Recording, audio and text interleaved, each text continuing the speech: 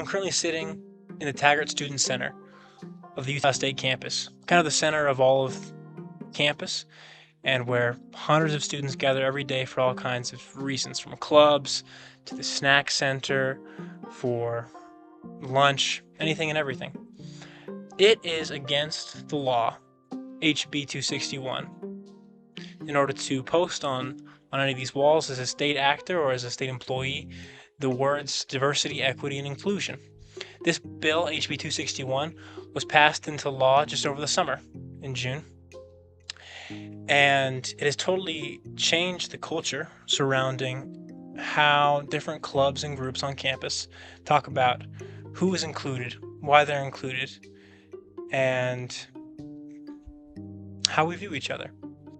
The words diversity, equity, and inclusion have come under real scrutiny lately because they've appeared in kind of the national sphere. Both Donald Trump, President-elect Donald Trump, when he was announcing his education plan, referred specifically to diversity, equity, and inclusion and his need to remove it from all public institutions. Removing all Marxist diversity, equity, and inclusion bureaucrats. Furthermore, I will direct the Department of Justice to pursue federal civil rights cases against schools that continue to engage in racial discrimination and schools that persist in explicit, unlawful discrimination under the guise of equity. We are going to get this anti-American insanity out of our institutions once and for all. This country was built on hard work, added value, and talent, not on equal outcome, not on DEI. The impact of HB 261, or the anti-DEI bill, as far as schools or as far as clubs goes, the Center for Diversity, Equity, and Inclusion, which has been around since 2010, was immediately dissolved. Many other impacts were made, as well as certain people feeling very strongly about this bill. Similarly, there's been a huge wave of diversity, equity, and inclusion centers and subsequent anti-diversity, equity, and inclusion bills passed across the globe, across the country. These bills and laws mark how we see each other. I was able to sit down with Utah Representative Dan Johnson, who helped sign the bill into law, and we were able to talk about why he cares so much about this bill, why it exists today, and how people are reacting to it. Hello, my name is Dan Johnson, your representative here in House District 3. I love our community, and I am honored to serve you. I'm very excited to be running for re-election so I can continue to serve you and this community. I have worked hard to pass. Well, my background was that I taught for 8 years in the Omaha, Southwest Omaha, in a really rapidly growing school district. And then when I was 29, they made me principal of a very large secondary school. And then for the next 42 years, I was a principal and superintendent. So, and I actually finished the last 8 years of my career in the College of Education and Human Services up at Utah State. Yeah. What I would tell you is about this diversity, equity, and inclusion. Personally, I think there are pieces of that people were already doing. There was a thought among people, and it seemed like maybe people were a little more conservative or whatever. They felt like it had gone overboard. And and also that the cancel culture that had been going on for the last few years, it was like, well, if you don't say the right words, then you're just made out to be an idiot, or that you're saying the wrong thing, you're just not educated, you don't understand the needs of people, blah, blah, blah. And so that's where a lot of that came that one is that they thought it had gone too far. and there were individuals that felt like enough's enough. I I think that the legislature was sending a message, to everybody that that they felt like it's gone too far, and so the outcome of it was to stop it and to create something in its place. Now, those, and me especially, I've always felt like the needs and the special needs of all kids, all the way in life, need to be understood and they need to be accounted for. And I think that what began to happen is that judgments were being made about people and about cultures around the world that were just untrue. So the legislature felt like they needed to do something about it and still have programs that allowed universities and businesses and others to have what they needed, to meet the needs of people, but to get away from using that DEI terminology. And so that is what has happened. So places like Utah State completely they did away with certain things. I think the main criticism of HB 261 that I was hearing from students and also from a few ex-faculty members who worked at the old Diversity, Equity, and Inclusion Center on campus was that it made people who were typically on the margins of society, it made those people feel as though they were unwelcome. I think that that is absolutely true, that people would think that, because if there is something that's about you and then it's kind of a negative connotation to it, that people personalize those things, and I could see where that would happen, and I think it probably did. That probably wasn't real well received by those in the transgender world, gay, lesbian, Right. LGBTQ plus groups. I do think that the legislature wanted to make sure that they didn't want to be discriminatory and they didn't want it to come across that way. But my guess is that some people probably did feel a little bit put aside by it. America has made a lot of mistakes, and they're trying to, people across America are trying to fix it. I think that DEI is something that had a very, very good purpose to it. And I think that some of the tenets of it still need to be put in place. And so, you know what? If we're going to call it by a different name, then call it by a different name. Everybody needs to be protected and they need to be safe.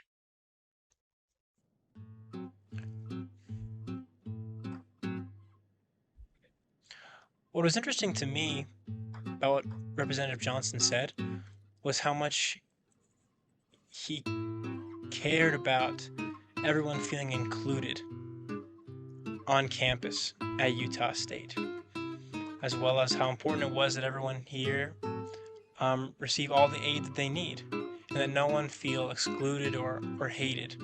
It seems as though the conservative ideology behind passing these bills was that diversity, equity, and inclusion, or that motto, that thought process, leads to more people being excluded and hurt rather than people being included. I was also able to talk to Maya Thomas, who was a faculty member here at Utah State, and she was worked for a long time at the Diversity, Equity, and Inclusion Center before it was dissolved.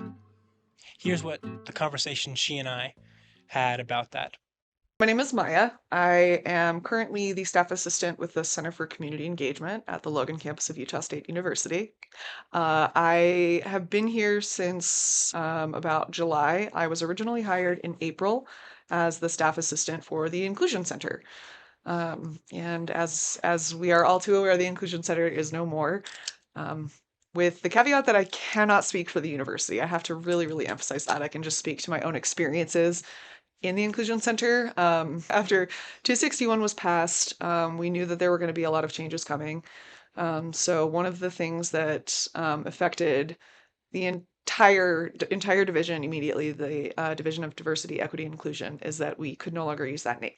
So the bill says that you can use the words diversity, equity, and inclusion singly, but you can't use any two or more combinations. Like, you can't use a combination of any of the words. So the DEI was immediately changed to inclusive excellence, and there was it all happened very quickly. No one really expected the bill to pass. So, I think none of one was really prepared for it. But as the Inclusion Center, we were repeatedly told that the Inclusion Center was safe from this bill. We were going to be okay. We were still going to be there. Students were still going to have that space, that sense of support, all the types of things there. We had to change a few names within the Inclusion Center. So, but it was all very minor. We were making sure we were complying with the bill in the ways that we had to. Again, I was very new, so I didn't really know the pre HB 261 structure, but we were making sure that we were still offering services to everyone because that was the nature of the Inclusion Center. It was a space for everyone, but um, still serving the same purpose in a sense, but in a different way. It did draw a very large portion of students from the queer community. It drew a large portion of students from the POC population. The Inclusion Center had housed the student clubs, the Black Student Union, the Asian and Pacifica club. These are not student unions. I apologize. The Inclusion Center immediately had to give those up. And so they went over to USUSA, which is fantastic. They're still there. They're still serving their purpose, but they're offering a different kind of support than the Inclusion Center was able to support. So the Inclusion Center had different funding. The presidential student body 4-H club got a scholarship, and so it was up to the club itself to figure out how those funds were divvied out. So like the Queer Student Association, Queer Student Alliance, I'm sorry, for instance, each member of the cabinet got an equal scholarship. Those are gone. So USUSA does not do that for its student body. Those are completely gone. And there was, I'm not sure if I can say this, we had been told that those would still be honored for this school year, and they were not. So students who were counting on that for their tuition suddenly had to come up with, anywhere between $5,000 or $500 and, a couple $1,000 depending. These were existing systems that students were expecting and had known about and experienced for a long time, and suddenly those were gone. So that was really hard for people. They were scared and they were hurt. They were really, really hurt is kind of the best way I can think to say it. It really invalidated them just as people. As a society, we were making some really big strides toward, diversity and equity and inclusion, to use the forbidden terms. All three. And, again, just kind of talking about the Inclusion Center space, like by their very nature, diversity and inclusion makes space for everybody. That's the whole point. And so suddenly with those things, the rug just taken out from under everybody, the sense of community that students had was threatened. They were being told that their experiences weren't real, weren't valid. And people were really upset. People were scared, they were angry, they were hurt, I shouldn't even say were, they are scared, angry, and hurt. This was a space for them to feel home on campus. to be part of that quote unquote Aggie family, that was their Aggie family, was the space in the inclusion center, and within, DEI, but it was suddenly gone for some of it, and then threatened, and then very much gone. Because, we had been reassuring students all through the summer semester that it was going to be okay. We were going to be there when fall semester started, and, they were going to have their space. And they got back and they didn't. There's one student in particular, oh my gosh, it just broke our hearts. They've kind of become a member of the CCE and COSA's office community, which is wonderful because they didn't have that space, but they had come to us and said, they didn't have any support from home. This is the first time they've been in a position where they feel like they're free to explore their own identity, however they're finding it, in terms of sexual identity, gender identity. They did not have that support at home, and they said that they chose Utah State because of the inclusion center, and then they got here and it was gone. So just that story is just such a microcosm of it. There were students who came in every single day, to the TSC, with knowing that they had a place and people who supported them.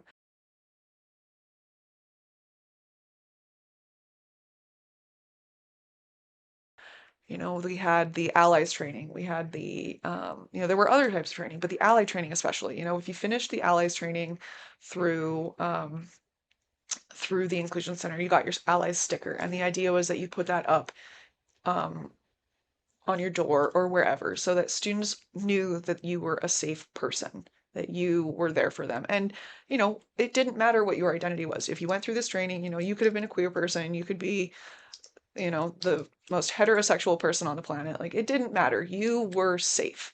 And we can't do that anymore. We had to take those things off the walls. We had to take them out. We can't display them in shared office spaces. You can do it in your own office space, but it can't be visible if it's not your own office space. So, it's forcing people, I think, to hide. And, those of us who want to be supportive are trying to find ways to do that, but we're really held back. And in a state where we are, pretty low on that rating of positive experiences for minorities of any type, taking that away has a huge impact, because it's already such a small level of support and affirmation that people feel. If it's suddenly not visible anymore, who do you know? How do you know you're safe? Where do you go if you're feeling any kind of way? We talk about, as Utah State, we talk about how you belong. Everybody belongs, but we're not showing that. It's the actions speak louder than words. When I was going to the university, I had my space on campus that was my home, and I knew that I could always go there and just be home, so to speak. And that's kind of what the ally stickers did for people.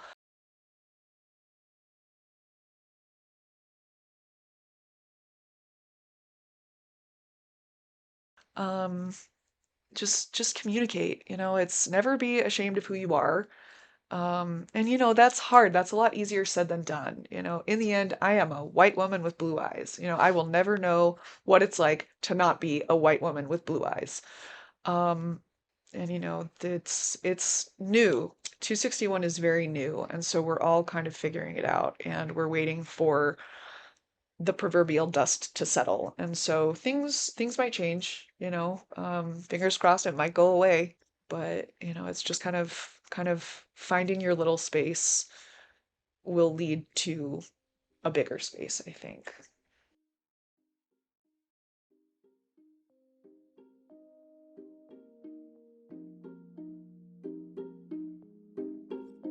What was most interesting was the similarities between Representative Johnson and Maya Thomas's points about how wanting everyone to feel included and appreciated here on campus made things a little difficult. It makes things sad, honestly, that the two of them, even though they have similar ideas and goals about this whole process and wanting the best for Utah State, have diametrically opposed views about how to go about doing that. Certainly, the passing of this bill has had an impact on the students, on the faculty, for years to come. And it's hard to say what exactly will happen in the future because of this bill, or what future positions or mentalities might develop because of the culture that is developed or not developed because of the school's lack of focus on diversity, equity, and inclusion. What I do know is that Utah State is a beautiful college and deserves the very best of intentions, deserves the very best of legislation, and deserves the very best for every person who enters the doors. It's my hope that in the discussion about these topics, we might be able to see each other and be able to understand what the needs are of our fellow men.